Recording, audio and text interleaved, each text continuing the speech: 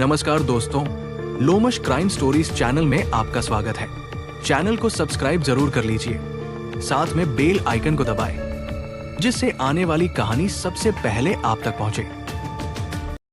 आज की जो कहानी मैं आपको सुनाने जा रहा हूं, वो सच्ची कहानी है हरियाणा के फरीदाबाद जिले की। 21 जनवरी सन 2026 की सुबह हरियाणा के फरीदाबाद जिले के झाड़सेतली गांव में बाकी दिनों की तरह ही शुरू हुई थी, लेकिन उस घर के भीतर एक ऐसी कहानी लिखी जा रही थी जो आगे चलकर पूरे समाज को कटघरे में खड़ा कर देगी। 4 साल की मासूम वंशिका अपने छोटे से घर में जमीन पर बैठी थी। सामने कागज और पेंसिल रखे थे और आंखों में एक अजीब सा डर तैर रहा था। उसे नहीं पता था कि आज की सुबह उसकी जिंदगी की आखिरी सुबह है। वंशिका अभी खेलने, हंसने और सपने देखने की उम्र में थी, लेकिन उसके पिता कृष्णा जायसवाल, उम्र करीब 31 साल, उस पर पढ़ाई का ऐसा दबाव डाल रहे थे जिसे बड़े बड़े लोग भी झेल नहीं पाते। माँ रंजीता उस वक्त काम पर जा चुकी थी और घर में सिर्फ कृष्णा, उसका 7 साल का बेटा और वंशिका मौजूद थे। कृष्णा ने सख्त आवाज में कहा कि 1 से 50 तक गिनती लिखो, लेकिन 4 साल की बच्ची के हाथ कांपने लगे, अंक बिगड़ने लगे और वो बार बार कोशिश करने के बावजूद पूरी गिनती नहीं लिख पाई। यही वो पल था जब एक पिता का सब्र टूट गया और गुस्से ने इंसानियत को कुचल दिया। पहले तेज डांट पड़ी, फिर थप्पड़ और फिर कृष्णा ने घर में रखा बेलन उठा लिया, वही बेलन जिससे रोज घर में रोटियां बनती थी। पुलिस जांच के मुताबिक बेलन से वंशिका को इतनी बेरमी से पीटा गया कि उसके शरीर पर गंभीर अंदरूनी चोटें आ गई। बच्ची रोती रही, पापा से रहम की भीख मांगती रही, लेकिन उस घर की दीवारें गवाह बनकर चुप रही। कुछ ही देर में वंशिका की आवाज धीमी पड़ गई, उसकी सांसें टूटने लगी और फिर एक पल ऐसा आया जब 4 साल का वो नन्हा शरीर बिल्कुल शांत हो गया। घबराया हुआ कृष्णा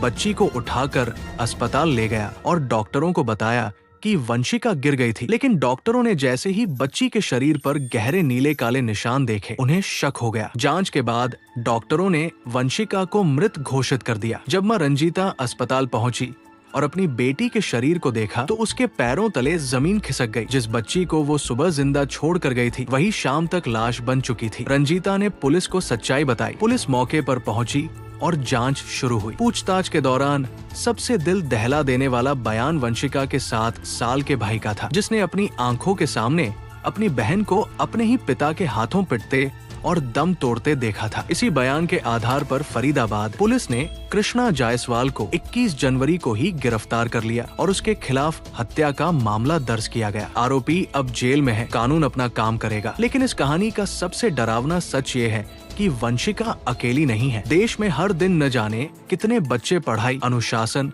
और गुस्से के नाम पर मारे जाते हैं, पीटे जाते हैं, डर के साए में जीते हैं। आज वंशिका कभी स्कूल नहीं जाएगी, कभी गिनती नहीं सीखेगी, कभी अपने सपनों के बारे में नहीं बताएगी और कभी पापा शब्द दोबारा नहीं बोलेगी। और अब इस कहानी का सबसे जरूरी सवाल आपसे है, क्या वाकई बच्चों को मारकर बेहतर बनाया जा सकता है? क्या 4 साल की उम्र में 50 तक गिनती न आना कोई अपराध है? और क्या हम तब तक खामोश रहेंगे जब तक अगली वंशिका किसी और घर में इसी तरह चुपचाप मार नहीं दी जाती? अगर आपके घर में कोई बच्चा है तो याद रखिए, गलती पर मार नहीं, समझाइश चाहिए, डर नहीं, भरोसा चाहिए, क्योंकि बच्चा कच्ची मिट्टी होता है। उसे जितना प्यार से गढ़ोगे उतना ही मजबूत इंसान बनेगा। वंशिका की कहानी हमें यही सिखाती है कि गुस्सा अगर काबू में न रहे तो वो सिर्फ एक बच्ची की जान नहीं लेता, बल्कि पूरे समाज की इंसानियत को मार देता है। अगर आपको ये कहानी पसंद आई हो तो वीडियो को लाइक, शेयर और सब्सक्राइब जरूर करें। साथ में नोटिफिकेशन बेल आइकॉन को दबाना बिल्कुल भी मत भूलिएगा। मैं हूँ विकास लोमश, फिर मिलूंगा एक नई सच्ची कहानी के साथ। तब तक के लिए नमस्कार, सुरक्षित रहिए, सतर्क रहिए। जय हिंद, जय भारत।